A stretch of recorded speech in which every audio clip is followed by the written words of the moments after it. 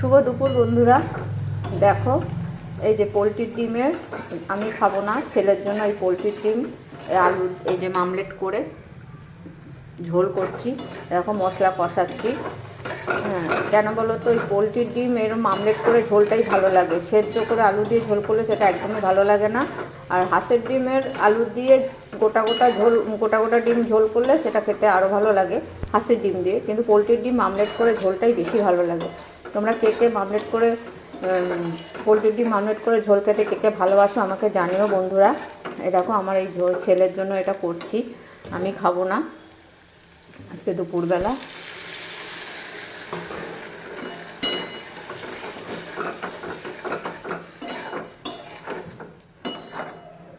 তোমরা কে কেমন আছো বন্ধুরা? ঠান্ডাটা আস্তে আস্তে কমে যাচ্ছে। শুক্রবার দিনকে সরস্বতী পুজো, সবার বাড়িতেই পুজো হবে।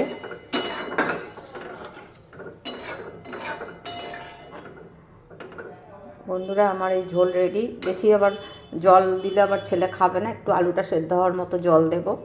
এর মধ্যে জিরে বাটা, আদা বাটা, ধনে বাটা, লঙ্কা বাটা দিয়ে দেখো ঝোলটা করলাম। একটু ফুটলেই ডিমের মামলেটটা দিয়ে দেবো। এরমভাবেই ঝোলটা করে খেয়ে দেখো, ভালো লাগে। এখন বেশিরভাগ লোকই এখন এই ডিমের মামলেট করে ঝোলটা খেতে ভালোবাসে, পোলট্রির ডিমটা। কিন্তু হাঁসের ডিমের গোটা গোটা হাঁসের ডিমের ঝোল বেশি ভালো লাগে। আর এই পোলট্রির ডিমে মামলেট করে আলু দিয়ে ঝোলটা ভালো লাগে। দেখো আমার ঝোল ফুটছে।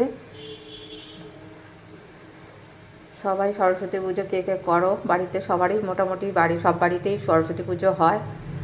আমাদেরও বাড়িতে হবে সরস্বতী পুজো।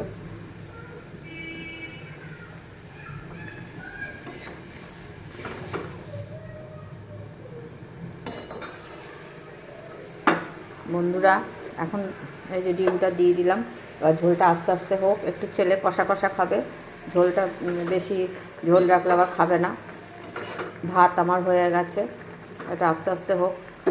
রাখছি বন্ধুরা, একটু নামাবার আগে একটু গরম মশলা দিয়ে দেবো।